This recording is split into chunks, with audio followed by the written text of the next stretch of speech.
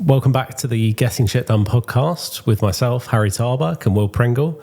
Today we've got a very special guest, Charlie, founder of Babble Hemp. I'd love for you, Charlie, to introduce yourself and tell us a little bit more about how you're shaking up the industry and trying to get us all to wear slightly different shirts. Yeah, nice to be here. So Babble Hemp started it 5.5 years ago when I was at Edinburgh Uni. It came out of a trip to India, a university fashion trip. There were 30 of us on it, 28 girls reading fashion and myself, another guy reading business, and learned about how much water the cotton industry used. Staggering, 2,500 litres of water for one shirt. And essentially off the back of that, I decided we need to use different fabrics, and so set up Babble Hemp making hemp shirts, which I'll come on to later and why they're better. But so through social media, primarily is my focus now of making organic content on Instagram, so people are coming across the brand through their phones in a engaging and funny way. Because if you try and tell people, just ramming information down their throat about hemp shirts and sustainability, it's not very interesting on the first time they come across it. So that's more of a comes across a bit later through the marketing rather than the initial thing. So looking forward to getting into it in more detail in the podcast. Good stuff. So this trip to India, then how did you find out about how much water is used in shirts, and talk us through the sort of the process that would go through a normal shirt versus what you're now putting through in hemp? Sure. So I think travel is the start of it, really. Every uni summer I'd go off somewhere weird, and had about £1,000 one uni summer from working as a tennis coach and a golf caddy. And I was like, I'm going to go to Japan. Turns out Japan's really expensive. Spun the globe. Went to Uzbekistan, which is middle of absolute bloody nowhere. That's why I went there. The Aral Sea was the world's third largest lake. The Russians and the Soviet Unions in the 1900s or early 20th century diverted the two main rivers to grow cotton in the desert around there. And this enormous lake, which is like huge, vanished over the course of 3 years because the water was diverted to grow cotton. So I witnessed this. I was hiking. I had a guide who showed me the kind of how these, what had been fishing villages on the coast, but now we're just in the middle of a desert, and there were huge boats just sitting, like giant 50, 60 metre boats just sitting in the middle of a desert. And it's extraordinary to think that biodiversity and fishes and so on had gone. So then went to India, saw enormous cotton factories and farms growing huge amounts of cotton and bundling it up. And it was incredible. It was the first time I'd kind of seen business, which was half my degree, and geography, the other half my degree, in real life. You know, you're selling and you're making money out of it, but it is a raw commodity. And learned that a cotton shirt uses 2,500 litres of water to make. And I was just like perplexed. I was like, what? That is staggering. And then having combined with my trip to Uzbekistan, having seen what that actually means in reality of water loss, I was like, that's just ridiculous. So then when we were out there, I was walking around looking at artisanal manufacturing in a kind of small market, and came across what was hemp clothing in its oldest, truest form. Scratchy, brown, coarse, not particularly nice, not something you'd want to wear. But the guide who was talking, he was part of the delegation, part of the trip, told us briefly about it because he knew about kind of fashion and fabrics, that it grew like a weed. It grew using only rainwater, requiring no chemicals, no pesticides, and because of the rainwater, no irrigation. So coming on to that, I did my research, and you can make a hemp shirt for 500 litres of water rather than 2,500 in a shirt. The 500 is unavoidable. You've got to dye colour into it, you've got to wash it before it leaves the factory, and so on. So that's pretty much as low as you're going to get, ensuring you've got a nice clean shirt, which is a nice colour. So that's bit of it, really, yeah.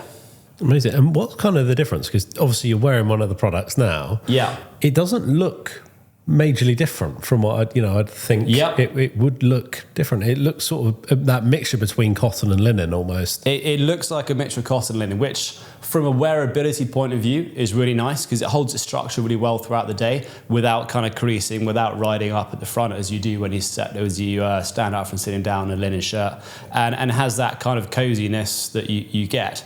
It has hollow fibers, so it breathes really well in the summer and insulates nicely in the winter. So I literally wear these shirts all year round, whether it be in Ibiza or on a cold day in the winter somewhere. So what else about cotton? Don't know. Well, that's most of it basically. Yeah. So how do you calculate how much water goes into a shirt? So the way I look at it is it's primarily to do with the irrigation on the field. Okay. So cotton requires like behemothful amounts of water. Yeah. And so when you're looking at, okay, well, we've got a kilogram of cotton that we're getting out of this, or we're turning into a shirt, whatever, how much irrigation has that field had over the growing season of cotton, which I think is 180 days. So you're looking at how much water we pumped on it in that 180 days. That literage divided by the kilograms that have gone in to make a shirt, and then how many shirts you've got from that section of the field and how much water's gone into it. And then on top of that, you're adding, okay, well, how many times has it been washed? Well, it's been washed twice to put the colour into it in that tank. How many litres of water are in that tank? Divide that tank by the number of shirts in the tank. And the same with the washing machine. Has it been washed with a softener? How many times? How many shirts are in that washer, that machine for that softening? And you kind of lump it all together and do your maths and you get a number. Okay, that makes sense. And kind of how did you start out? Obviously, you came back and thought, you know what, something's got to happen. We've got to make something slightly different. Yep. Decided on hemp. How did you then launch into the business, and what was sort of the early days like when you were starting the business? So the early days were at the same time as I was doing my dissertation. I walked into my dissertation meeting at Edinburgh Uni with my supervisor, and he was like, what are you going to write this on? And I didn't have a clue. I was quite interested in global trade and shipping and that kind of stuff and trade routes. So I said something like that, and he kind of wasn't too hot on it. And he could tell I wasn't too hot on it. He said, well, what else? But he was my supervisor. He knew I'd been on this trip to India. And so we got talking about the trip and what I got out of it. And it was quite apparent that I was really turned on by this idea that hemp was a solution to the water crisis and fashion crisis that the cotton industry was causing. And he said, well, why don't you just do something to do with this? Because out of my academic studies, I had been starting or trying to build a website which was bringing together 6 or 7 different hemp brands under one umbrella on one website. So I went and I found a hemp espadrille company, you know, the shoes, a hemp sunglass company. It was based in Edinburgh, got to know the guy, and then a couple of other hemp clothing brands that were in India. And so I built, it was on Squarespace, the site. Yes. And I put them all together. And then I put, you know, I didn't have any money. I put about 100 quid into Facebook adverts to kind of try and get some traffic to the site. Didn't work. But I basically decided, well, that was going to be my dissertation, that I was going to combine building a business with trying to get my 2-1 or whatever it was, you know, out of it, and kill 2 birds with 1 stone. So that was the start of it. I built an e-commerce site with that. And then I wrote a letter to Nick Wheeler, who owns Charles Tyrwhitt, which, you know, is on every shop corner here in the city. We're near Bank. And I wanted to make it as easy as possible for him. So I sent him screenshots of my website, printed off on paper, stuck in the post, wrote my letter. And he really kindly wrote me an email. He came back to me, he said, look, Charlie, thanks for your letter, really appreciate it and well done. You're trying to do too many things. You know, you're coming across a bit amateur and not particularly good. Just focus on doing one thing and be the best in the world at it. You look at Spoke Trousers, they do one thing and they are, you know, very good at it. I'm wearing some of their jeans at the moment. And I was like, okay, well, that's a really good point. Hemp, shirts, just do that.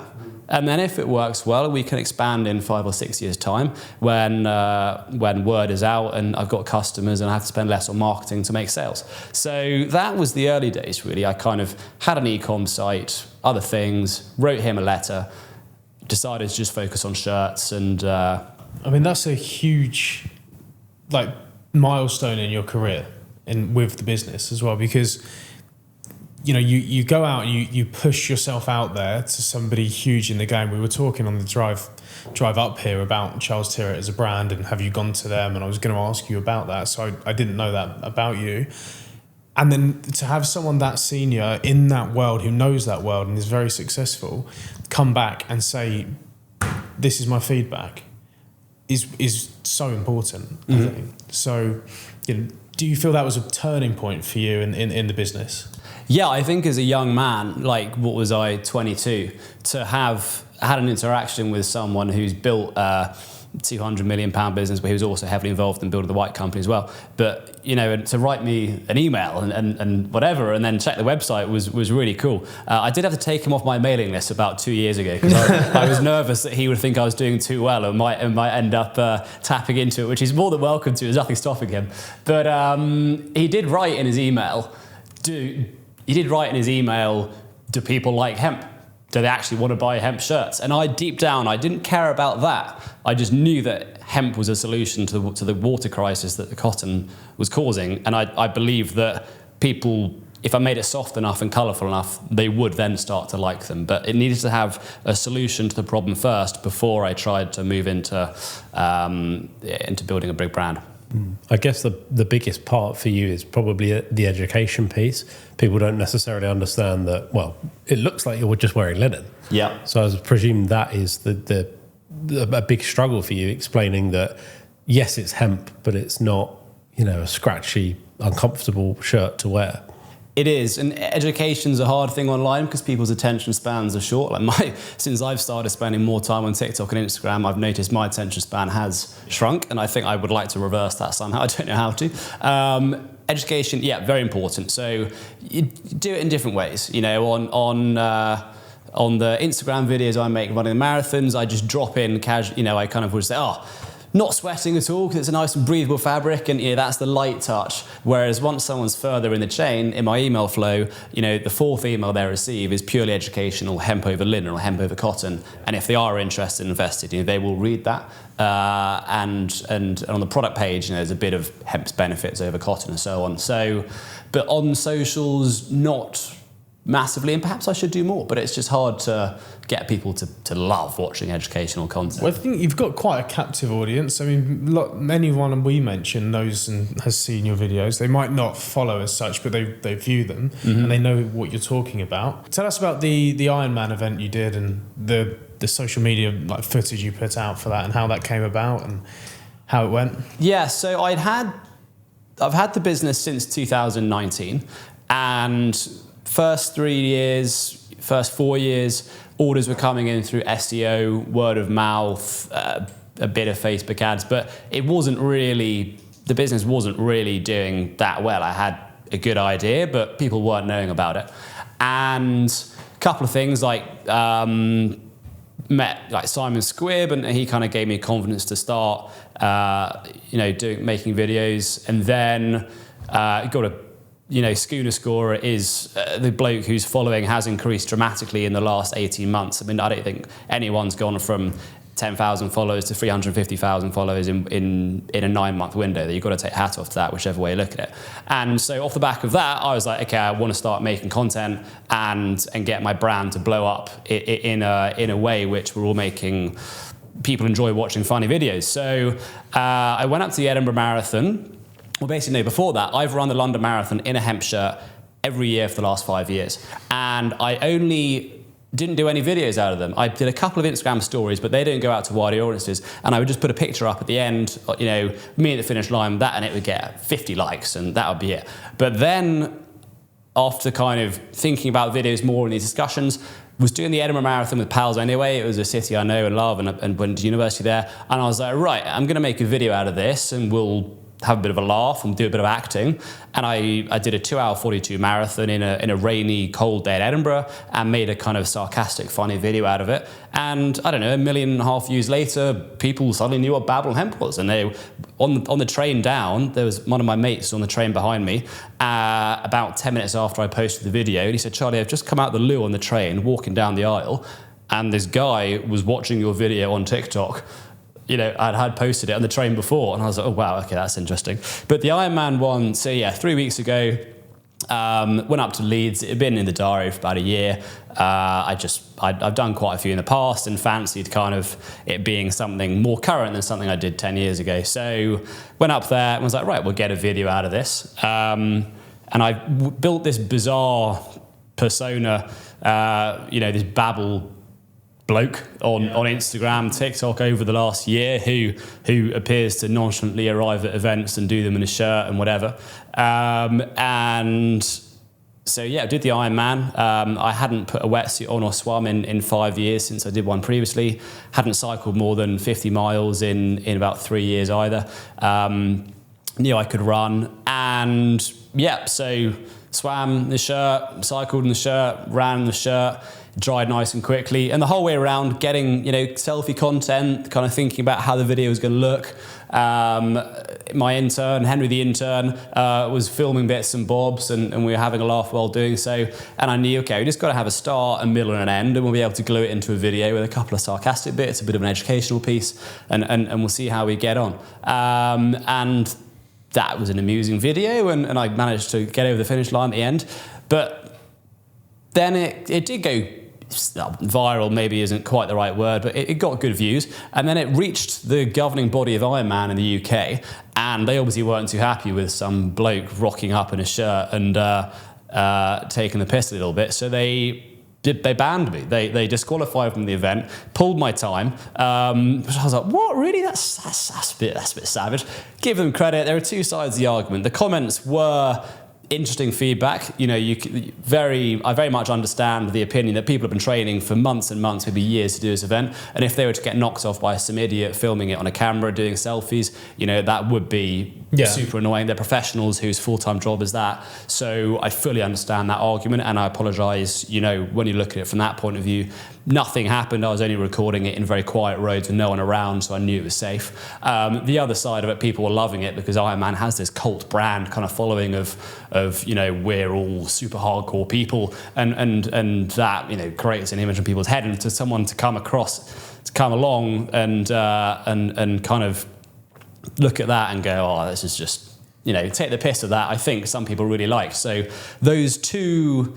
I posted a picture on Instagram of my email disqualifying me, and that was just the most, that blew up more than anything I've done before. A screenshot picture of an email. I saw that. We loved the post. Yeah. We saw that, and I thought, I don't understand why the rules around it are so strict, because we just did a 70.3 weekend before last, and we were so surprised reading through sort of the briefing and the rules, showing that it's so strict, and I don't understand that. Why I maybe understand the phone thing where you can't have a phone from a safety perspective, but you technically can't take sweets from the people that are giving them out to you, and all these things. Like you get caught. It's like you get disqualified. But also, I think that if me and you can do a 70.3, it's not a thing for athletes anymore so much. I think that the high level of the World Championships and so on, obviously, but I think that they're almost at a point where they still think it's an athlete's thing. I think there's so many people now. My TikTok especially is flooded with people that are training for them, and I think they just need to take a step back and chill out. At the end of the day, you're doing it and you're having a laugh. You've got a lot of people to know what an Ironman is that maybe didn't know so much in the first place. Yeah, a few people commented it was the only Ironman video they'd ever watched from start to finish. So I'd take that as a good thing. But the Ironman brand is extraordinary. It's incredibly unique. I mean, their brand is the hardcore make School of Hard Knocks type thing, and as a result people want to do it so they can tell their friends about it or get the tattoo. Exactly. And people are paying, there's no other organization in the world where people are, it's a business, people are tattooing your company logo on their body. Is the most extraordinary brand, and then paying 750 quid for the privilege to earn it, which I'd hate to think what the margins are on putting a triathlon like that. Half the roads weren't even closed very well and had potholes everywhere. And everyone's a volunteer. And everyone's a volunteer. So, from that point of view, it's pretty impressive business. No, it is an impressive business. And do you know what? It's well organised. And I think the fact that it's such a big thing and such a finite amount of people actually complete them, but you go and sort of make a mockery of it in your full hemp. Like that's such a good post. I think it was like a class decision. I don't know how you've got you. the shirt underneath the wetsuit. I can't even get a tri-suit under the wetsuit. Yeah. Yeah, no, that's brilliant. Well, it's hemp. It's nice and soft, didn't chafe, very breathable, and dries quickly. So that's point proven. There we are. Yeah, if there's a way to promote that, you know, because you should have been, you know, if I was doing that in a linen shirt, that would have been stuck to me the entire time. But also, can you imagine a cotton shirt would have been awful, wouldn't it? But So social media, then you're posting a lot, you're getting good views, following. Simon Squibb, how did that affect you? I've watched the first video and I've watched the sort of catch-up video. Did you just bump into him? How did that work? And tell us a little bit about the impact he had in your career so far and how you've developed the business. So I love the business. I believed deep down in the problem of fashion and how much water cotton requires. And that's what's driven me forward every single day. Every 5 minutes I've thought about Babble Hemp for the last 5.5 years. And it is my life. It is whole consuming. But I found it tough that basically it wasn't taking off. So I was training as a chartered accountant, working in audit, which is not particularly interesting podcast content, but I did that for just shy of 4 years and it wasn't taking off. And I was like, you know, time's ticking. At some point I want to start paying bills of things a young man should be paying for and running this business full time, and it's not going to happen like this. So I was always like, how am I going to get this idea to catch on and people to be aware of it? It was you know, causing me sleep issues a lot. And anyway, running back from Crow, which was a great firm I used to work for in St. Paul's, which is near Deloitte, outside Deloitte, I saw him. And this was like a year into him posting content when each video was getting like big views. He goes to the bridge, doesn't he? Yeah. And I saw him and he was interviewing a lady outside Deloitte and I was like, right, this is my moment. I'm going to pitch my vision to him. I'm going to wait for this girl to finish and I'm just going to go in. And I went in and was like, Simon, I've got a dream. And his cameraman just turned and just started recording. And I was so deep into this, I was like, crap, I've got to keep this acting up now. The camera's on me. And so I pitched him, you know, I said, I believe that cotton shirts require far too much water than other fabrics, and I basically have been building this hemp shirt business for 5 years. It's my absolute passion, and I want to tell you all about it. And he was like, oh my God, right, great, let's go. And really, really lovely guy. He just wants people to think that there's other career options in life than working, you know, for someone and receiving a monthly paycheck. If it's worth taking a risk for a year on lower income to create a new path for yourself, then it's worth taking. And I think that's his core message he wants to get across and give people that encouragement to do so. That, you know, yeah. So off the back of that video, I went into work 4 days later, and it was quite apparent it had been sent around everyone in the office suddenly. I was nervous because you're not really meant to be a director of a company whilst working in like an accounting firm or anything. They're pretty, you know, you got to give them your focus. And I was a bit nervous that, you know, I was going to get hauled into a room and told I'd been naughty by running a business under the desk for a few years. But luckily nothing came of it, and people seemed to be quite supportive and encouraging of it. But yeah, he just gave me basically he said, you got to hurry up. He said, you got to get on with this. He said, you're not going to be a young man forever, and if this is a solution that needs solving, you need to start creating content and stop dicking around, not making anything, being too scared to do it. And very grateful he did, and I took it seriously and put myself out there openly, you know, to be embarrassed. And luckily I found that people aren't. They don't look at me in too much of an embarrassed way. Many of my friends or people I was at school with have, in the years above me, who I thought were really cool lads back in the day, you know, follow it and tell me how much they love it and so on. And so that's nice that they are supportive of it and so on. And it's not embarrassing to create content. So yeah. Amazing. And have you spoken to him since? And Yeah, we've met up twice since. I think with people who have actually quit their jobs and followed their dream full time, it's a full circle. It's like, well, he needs content as much as anyone. So it's like, we'll circle back, and people who enjoyed this video a year ago would like an update on how you've got in. You have now quit your job, and you've attempted to go around the length of Vietnam, which didn't work very well, but you've gone and seen your suppliers, and you've got quantities up, you've got demand up. Let's talk about how the business is going, the next steps, and benefit you hopefully as well. So yeah, been good videos, and I think as a small business owner, you just want to get rid of that imposter syndrome, and to get people to think, okay, this is a serious business. I've seen it associated in a collab post with a very serious guy with a big following. Therefore, the shirts probably are good quality. Therefore, I'm now more interested in buying them. And this guy's vision and his mission has had the stamp of approval from someone quite seriously. And that happened in the most enormous way a week ago. Richard Branson wore a Babble Hemp shirt on Necker Island, which was mega. I mean, for me, he's an incredible businessman, but it's the way he markets Virgin and his own personal brand in such amazing adrenaline kind of way, which I very much take inspiration from. And for him to wear it, say he loved it and really like it, and continue wearing it, it's in his wardrobe in Necker now, is mega for me, because I read his book, Screw It, Let's Do It, when I was at university, thinking, how can I get this business? How should I risk my cash and make 150 shirts in my last year at uni? So I read Screw It, Let's Do It, and applied that mindset to starting a business. Fuck it, what's the worst that's going to go wrong? And super glad it is. That was a big full circle moment, kind of to now have him as a customer is very cool. And how long did it take you to get rid of the imposter syndrome? There must have been a few months where you're posting and wincing, or did you just post and go? Yeah.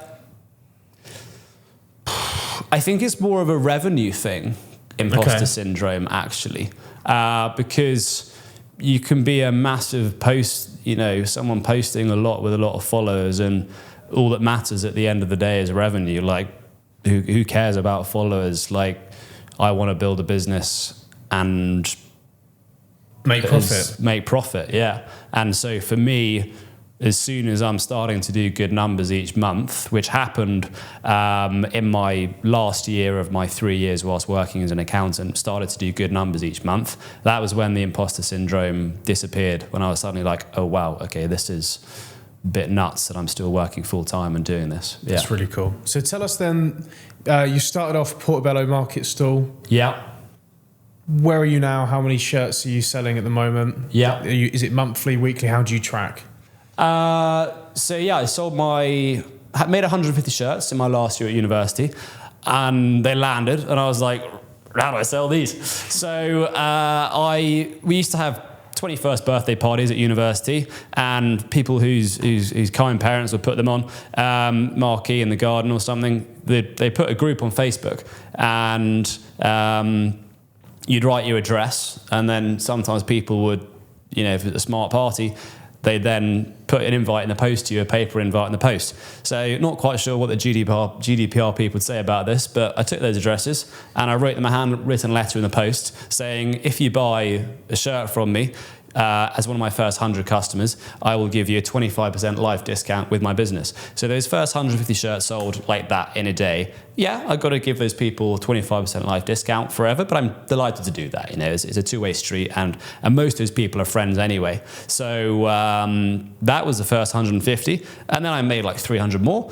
and I was like, okay, well, I've kind of expired that. Let's go with the market. So it was kind of in COVID when I was living with my parents and driving up to Notting Hill, parking, and you've got to be there for 5:45 a.m.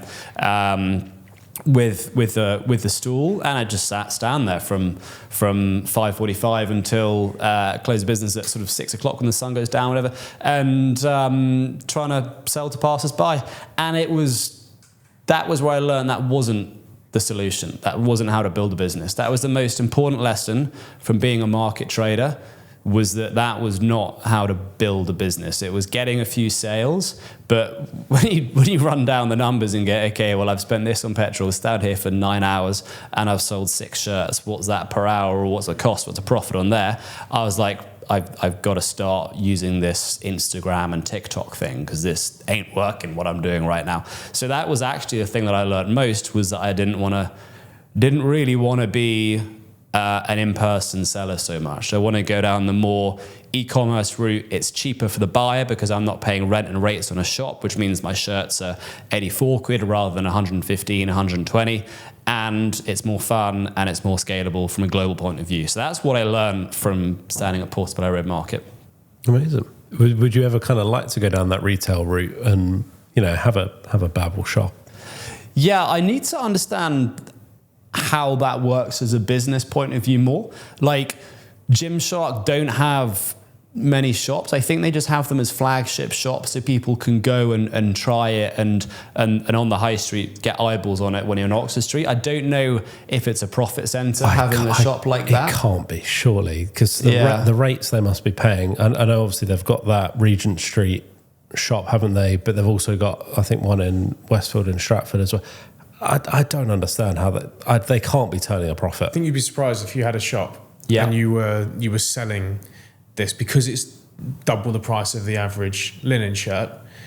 I think you would be able to sort of turn a profit, because it's a higher grade good and people would be wanting to make sure that it fit effectively. Yeah. Fully recognise what you're saying, and I do get a lot of DMs with, oh, I'd like to come and try this shirt on before I buy it. I'd like to have a look at the quality before I buy it. And less than I think. People seem to be willing to take the punt, because returns are a pain. We've all queued up at the post office to send something back. They're not expensive. You know, we can all afford £3.50 to send something back to someone if you don't like it, and hopefully they might refund a bit of it, whatever. But it is that. So what I do is pop-ups occasionally, as from blending a content point of view with reaching people. I do pop-ups, so I did one outside Lloyd's of London Insurance Market earlier in the summer. Queen's, a tennis competition in Barons Court, did one. I mean, completely illegal on the queue. We got kicked off by every person under the sun who was attempting to. But it's not about, if you're never going to run a business if you're going to run at the first sight of being told off by someone for being in the wrong place at the right time. So we just hung about and we made sales, and people recognized the brand from socials, and they tried it on. But going back to your actual point, it would be interesting to have a shop. I mean, at Christmas, there's a big Christmas gift fair called Spirit of Christmas, which is in Kensington Olympia, and it's unbelievable for sales. You know, people do love trying things on, and you see how important trying things on are. I mean, you know, they might be halfway in between a size, and they think, well, actually, now I'm trying this on. You know, this gilet, I probably would wear it with a jumper underneath, and therefore I'm going to go with a bigger size. But, you know, they couldn't tell that from the website. But the flip side of it, that event costs $6,000 for the week just to stand there, and probably $2,000 on top of that once you've paid for a van to move stuff and so on. So, yes, in-person retail, TBC, watch this space, but definitely not a core focus. I'd rather trying to expand into different markets before thinking about changing the business model and having a shop in London or anything like that. Is there any kind of other benefits or drawbacks to hemp over cotton or linen, for example, other than the sustainability? If we keep that aside, are there any other? Well, from wearing it day to day, are there anything slightly different? The shirts are more expensive. You know, what you can buy a cotton shirt from Ralph Lauren or Emmett for 140 quid, but one of my Babble Hemp shirts is £84. The price per metre that I buy hemp at is expensive. I mean, I don't mind saying as a camera, $8.50 a metre is what it cost me to buy a metre of hemp fabric, and there are 1.6 metres of fabric in when you look at the average of small up to triple XL that we offer. So that, you know, and those numbers aren't going to change much until I start doing tens of kilometres or hundreds of kilometres of buying fabric. The raw material is expensive. It's a chicken and egg situation in hemp. The demand has to come in order for the supply to increase, for the cost to come down. But is the demand really going to get there if they're still quite a highly priced item? So I want to see hemp become the most widely used fabric in the world, which I think it should be. And it was 2,000 years ago, it was. But yeah, it's a chicken and egg situation with the cost of the fabric. And that's why the shirts are more perhaps than your previously mentioned cotton or linen from M&S. As well as obvious other things to do with supply chain and manufacturing quantities are obviously mega, and mine are quite low.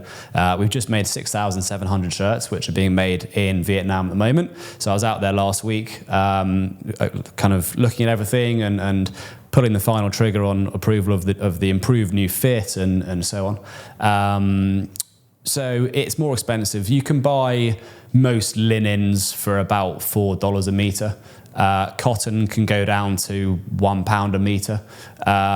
So yeah, it's all these things are. So you're getting value for money. Like if you're buying a shirt at that money, you're getting value for money. Yeah, it is a unique fabric, and unfortunately, the consumer does have to pay a premium for the uniqueness of that fabric because it is not widely adopted. And does that come as a sort of barrier to entry for certain people, do you find, or have you found that people, once they buy from you, they don't go back? Repeat order rate is fantastic as long as we get things right, like customer service and the Royal Mail deliver well. Then repeat order rates are extremely good. And with every shirt, we send out a handwritten note and a little history of hemp booklet, which people seem to love. And that really kind of that personal connection is what seems to be enhancing the word of mouth marketing for us, but also the repeat order rate. Obviously, you did mention that you'd like to see cotton and linen gone and hemp could take over the world. Would there be any drawbacks to having hemp being sort of a primary fabric for shirts going forward, or does it just come down to a cost point of view for these big brands that are doing, that are selling the hundreds of thousands of shirts? Is it just the price point to why they choose those over hemp? Well, it depends on the garment you want at the time of the day. I mean, if you were going to make, if someone wants a thick, really warm jumper, I'm not going to lie, hemp is not the best fabric for you. And therefore, to achieve something like that from hemp, we have to blend it with another fabric, whether that be lamb's wool or hopefully not cotton, but I don't know.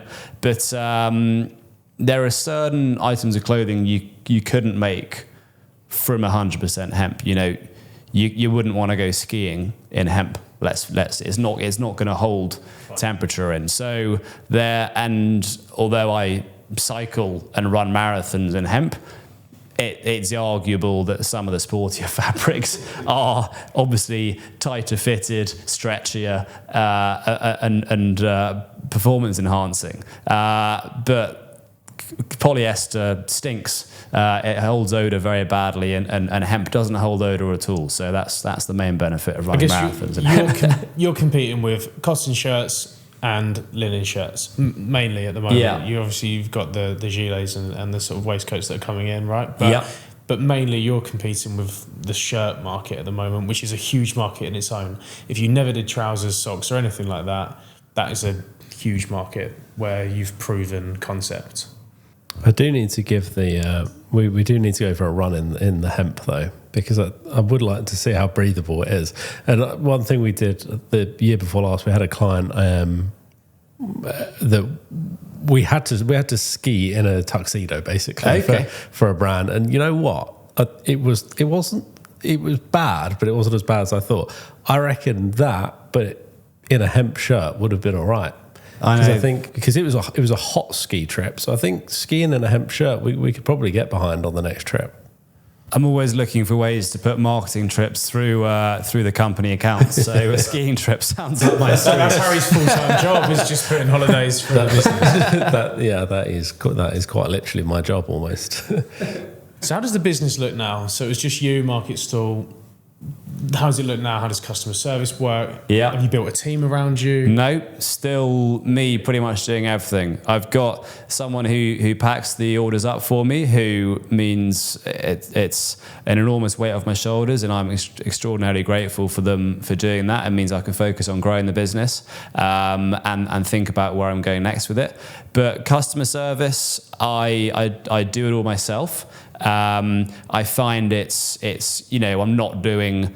I haven't reached £1 million in revenue yet. Hopefully, I will next year. But what it means is that it's only kind of eight or nine customer emails a day are coming in, and that is it's half an hour's work. And I like doing that because I understand if there's an issue, what it is.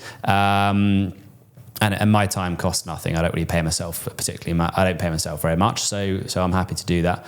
But yeah, it's definitely not scalable going forward. Perhaps I get some guy at university who wants to earn a bit of pocket money to do my customer service for me. I think that might be the next step. But it's not something I would want to employ a full-time person to do right now. Have you thought about scalability and what's next for you? Next 5 years? Yeah, very much so. So I'm moving to Sydney in January, as long as I can get the company structures set up and the visa off the back of it in place, because you could do all the marketing in the world that you want in London, the UK, but even with our heavyweight of shirts, which are nice for wearing in the winter, people don't really, on a cold day in January, they're not thinking about buying a hemp shirt. So I don't make very much money in January, February, and March. However, it's the summer in Australia. There are a huge amount of men and boys out in Sydney who need hemp shirts, and there is not an offering out there. So I'm moving out there, all things going well, in January. With a couple thousand shirts, or we'll see, and I'm going to set up this sort of, bizarre persona of this Englishman who's arrived. He's got a limited number of shirts for a limited number of time. Grab them whilst you can, and then whilst I'm there in my mornings, I'm also setting up a wholesale business. So trying to find buyers in Australia, in Sydney, Melbourne, Perth, Australia, Adelaide, whatever, who we can have as wholesale accounts, and we're going to fulfill shirts from Vietnam to those locations, and start the ball rolling with Australian wholesale business, as well as currently on my to-do list is trying to establish a bit of UK wholesale as well. A new area for me. I don't know much about it, so I'm reaching out to people at the moment to learn as much as I can. The margins are less attractive, without a question of doubt, but if you get a big purchase order, you can take that and go and get some trade finance off the back of the purchase order and get someone to finance a production run for you. So actually, yeah, the margins are worse, but the cash flow isn't impacted, which is the largest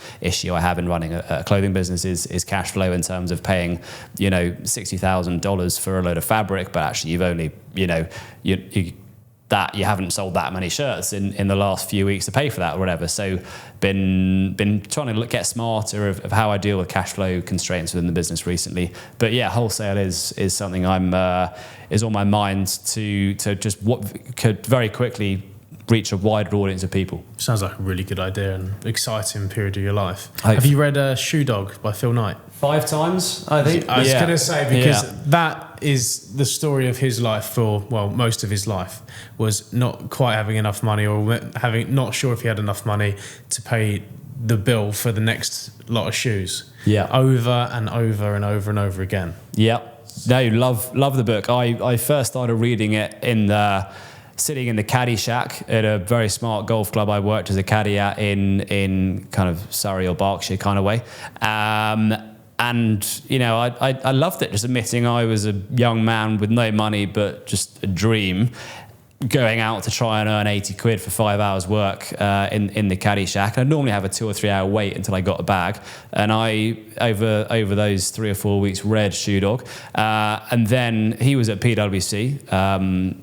And I then went and worked in accounting as well, and could really kind of connect with his journey. I was, heading out to Asia to go and see suppliers whilst working in accounting and see how it linked together. I would whether Babble Hemp will be the size of Nike, I think probably not, but it's maybe one day. I'd love to sit here with you in 20 years time and it's as big as Nike. I suspect not. I'd be happy if I achieved 2% of what he's achieved. But yeah, very inspiring, and although he's done it differently, I mean, I doubt Phil Knight has ever posted a TikTok in his life, but times change, and entrepreneurs have to do what's right for them at their time. So he did sell in patches he wasn't meant to be in, so I guess the story does align. Yeah.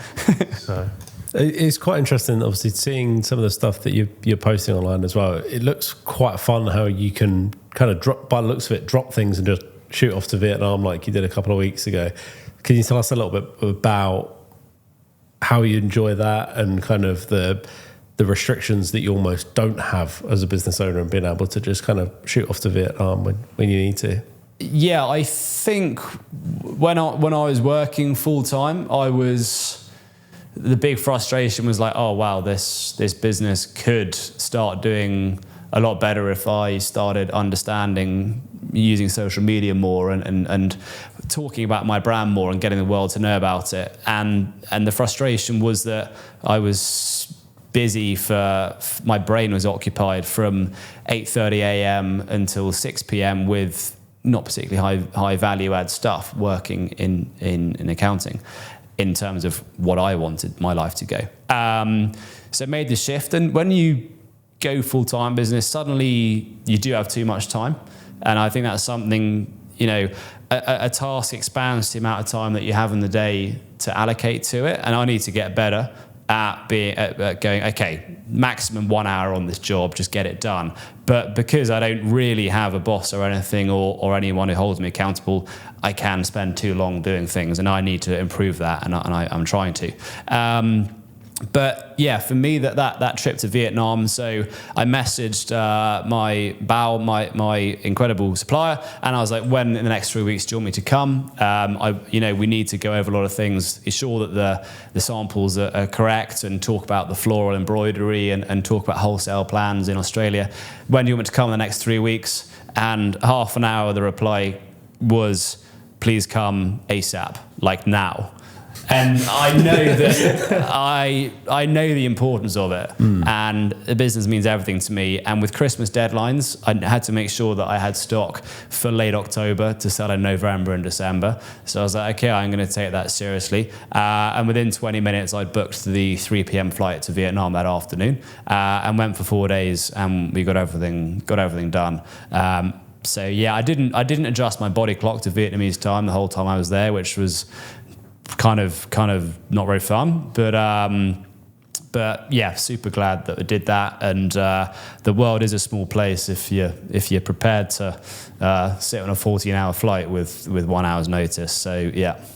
So it's with that and going over to Vietnam and building this relationship with the factory that they've now got, as you said, like improved quality and better fit. How was it? You didn't learn fashion. You didn't grow up working for a business in fashion. How did you learn, or how was the process in meeting these factory owners and like actually agreeing a deal that worked for you, worked for them, picking which factory to go with? How did that process go for you? Yeah. I kind of reversed engineered a product. I was like, okay, because how, as you say, how do you do that? Started off on Alibaba, which is the main Asian B2B network, and spoke to suppliers on there. And it doesn't sound great using Alibaba, but it's a business directory of factories and stuff. So you do what you got to do. And then narrowed it down to kind of the 5 or 6 who location suited, and then start messaging them, and you get a feel for their communication, how much they respect you, and what sizes and quantities they're doing.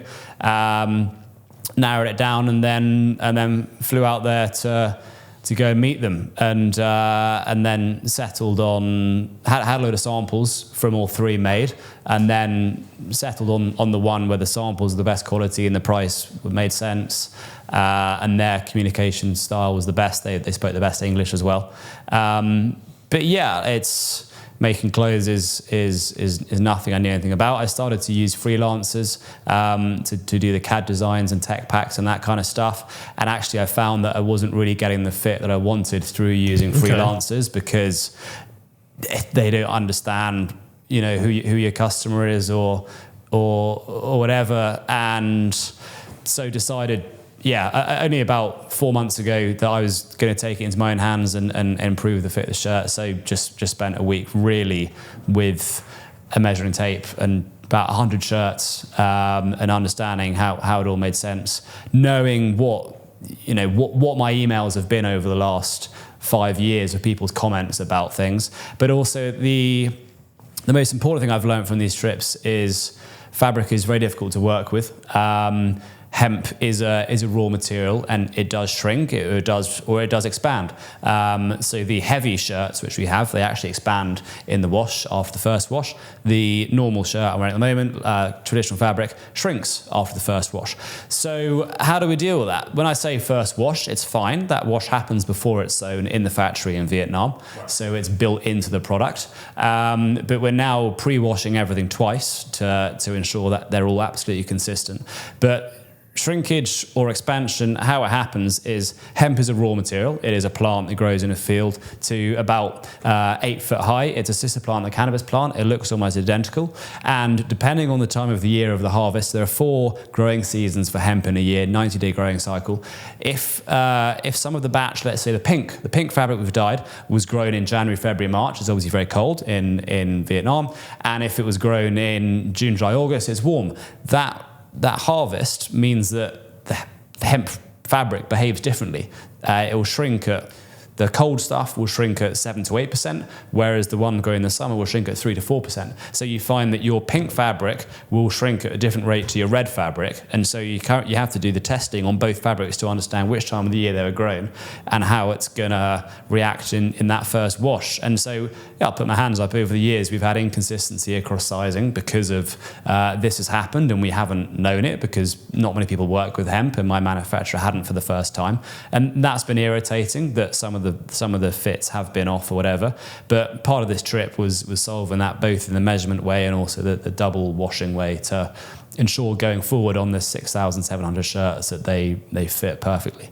That's a nightmare to have to deal with different colours being different sizes and behaving differently after washing. And so that's where the cost of making clothing comes from, because I'm going to get invoiced for that shrinkage testing, and that's going to probably put an extra 80p on every shirt for the fact that we have to wash it twice, but also perform the testing. They do the work, but they're not doing it for free to make sure that. So it's going to come back to bite me when I pay the invoice in a month's time.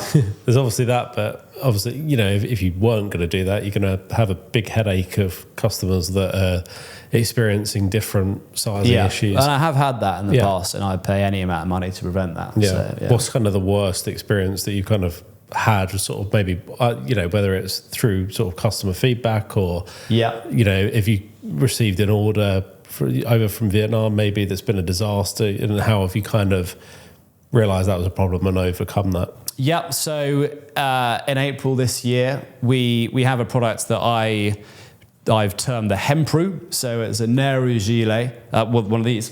It's a Nehru gilet made from hemp. So Hempru is what I coined it. And first batch made in Delhi, which was superb. Literally flew off the shelves, couldn't keep the navy blue in stock no matter what it did. Went around to the second batch, exactly the same manufacturer in Delhi, and they arrived and they're completely different.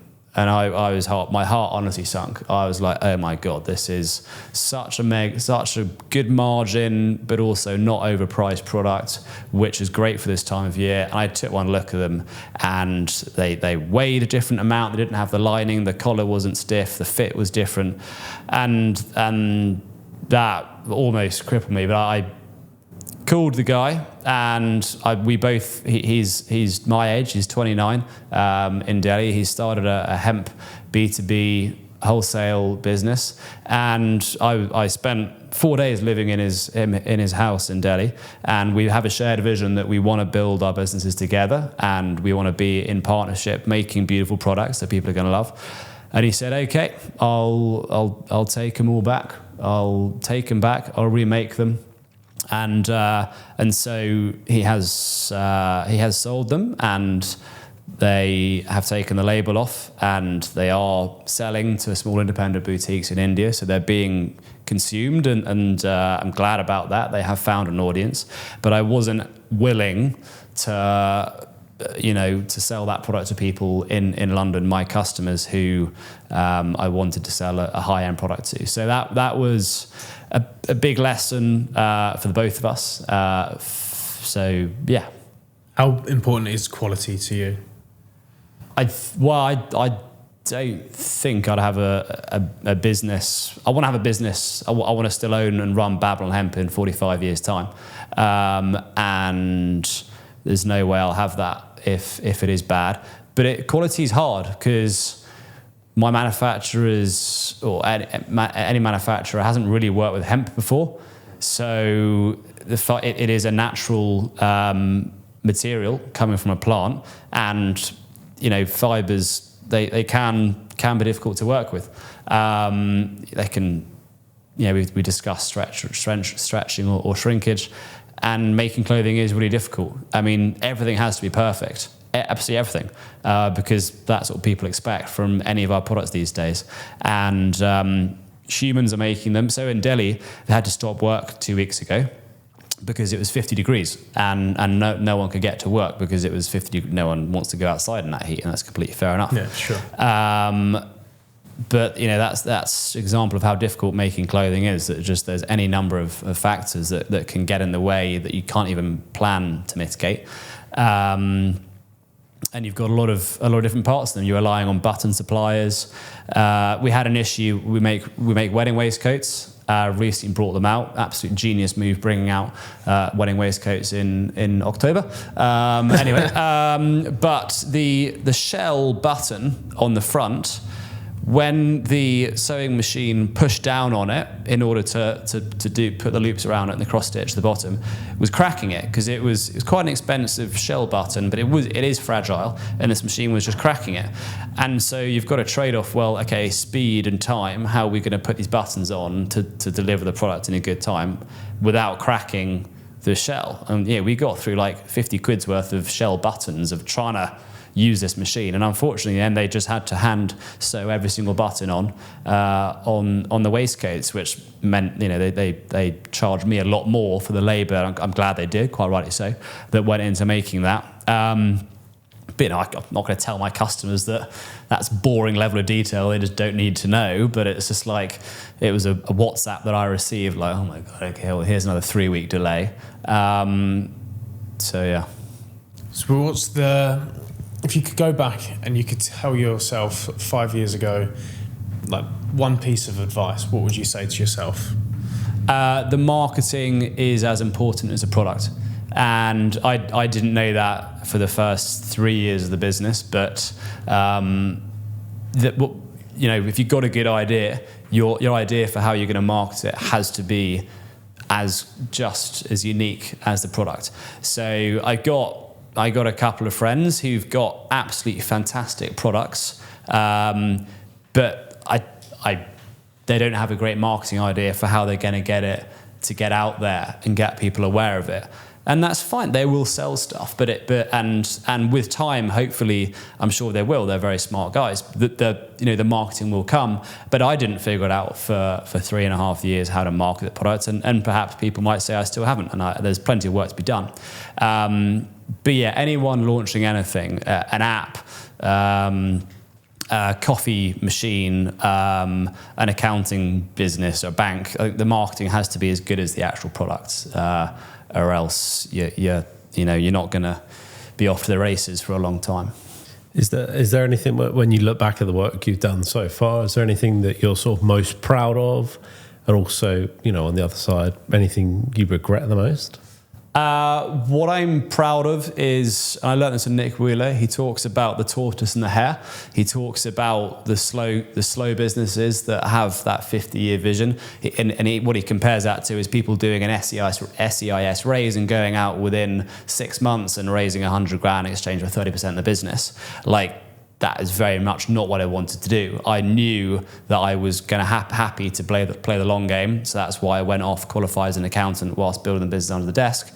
Every month, I'd put 500 quid into the business rather than paying myself a salary or raising money. So I'm proud of that I still own 100% of the business. On the flip side, it didn't grow very fast because I was only putting an hour and a half a day into growing it. So yeah, you could argue, well, you own 100% of a business that actually for 4 years didn't really grow very much. So it depends on which way you look at it.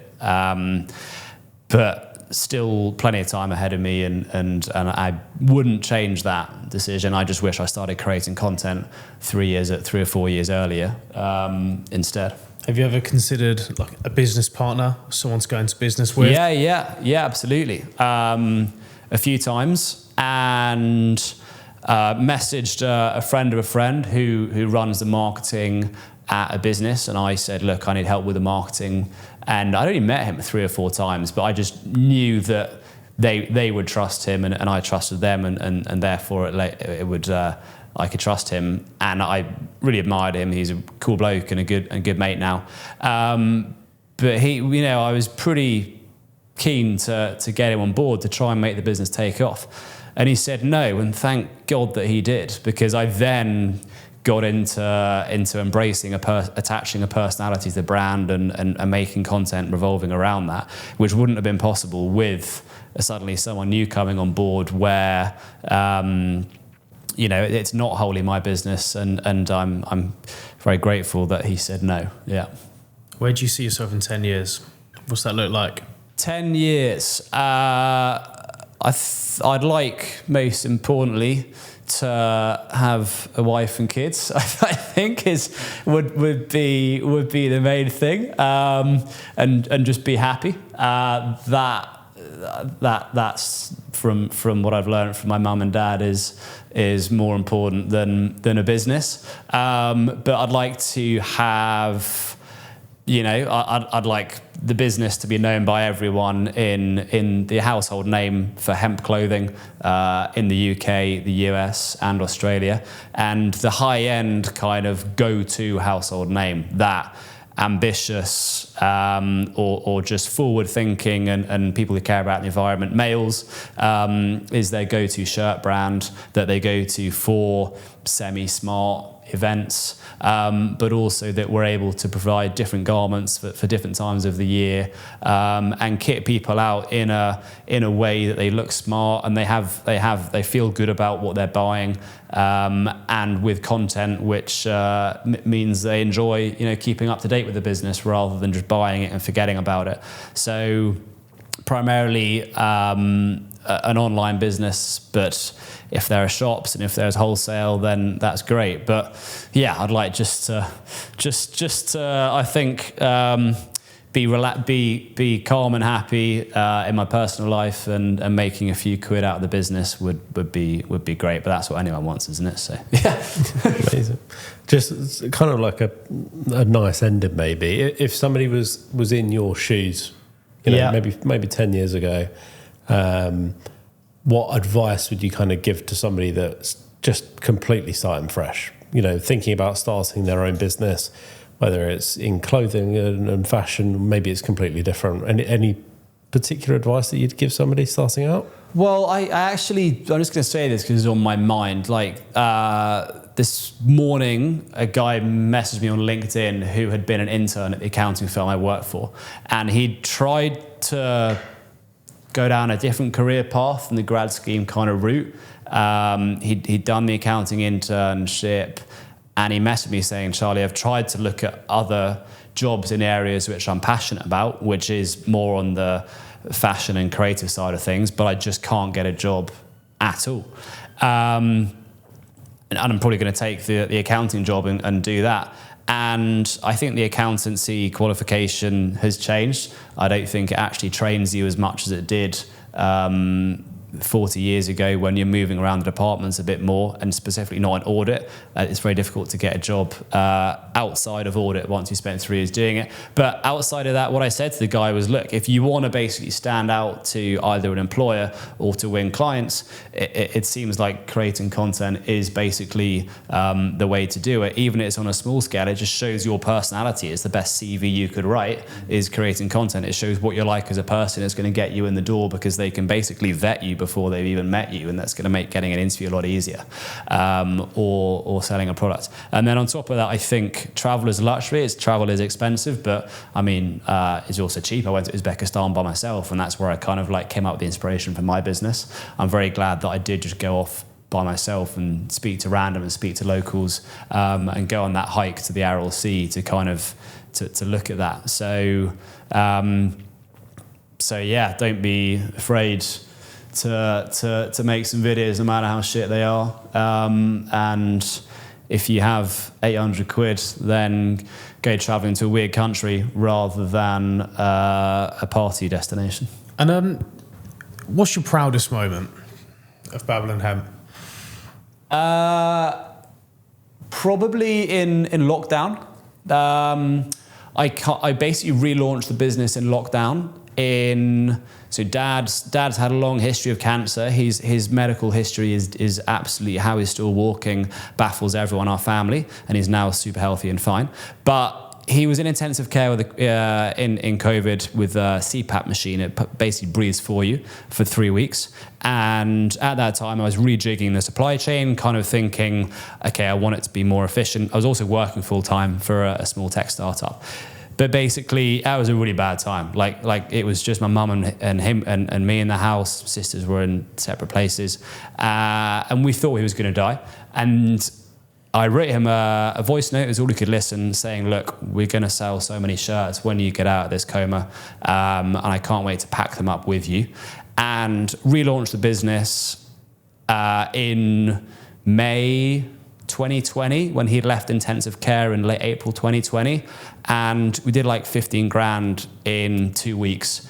When he looked like absolute crap. He had no strength at all. But we had all these orders going out. I think that was my proudest moment, that the business, we had a mega couple of weeks of selling shirts off, which was a nice moment to kind of, alongside his recovery. I think that was probably will always be my happiest and proudest memory, was that somehow, we sold a hell of a lot of shirts in a pretty dark time. So yeah.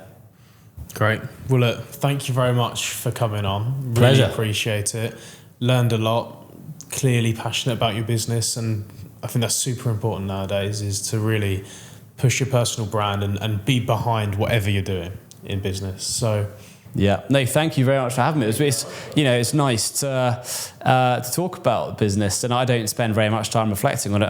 I've always, the next thing, the next marathon needs running, or the next collection of shirts needs to come out, or the next customer needs replying to. So it's nice to reflect and hear about your business at Big Blue and your content as well. So thanks for having me. I'm a big victim of that, not reflecting, not looking back at what you've achieved. Journaling is something that I've been doing that helps a little bit, but actually just going back 5 years and actually looking at what you were doing, going through old pictures or something and going, wow, look how far everything's come. But also sometimes you look at something and go, wow, how's that gone off on a tangent so badly? How's it fallen off? I've just completely ignored that area of my life. So I think looking back, whether it's 1 year, 2 year, 3 or 5, is super important. But you've done incredibly well, and looking forward to seeing how you get on in Australia. Thank you. Awesome. Thank you.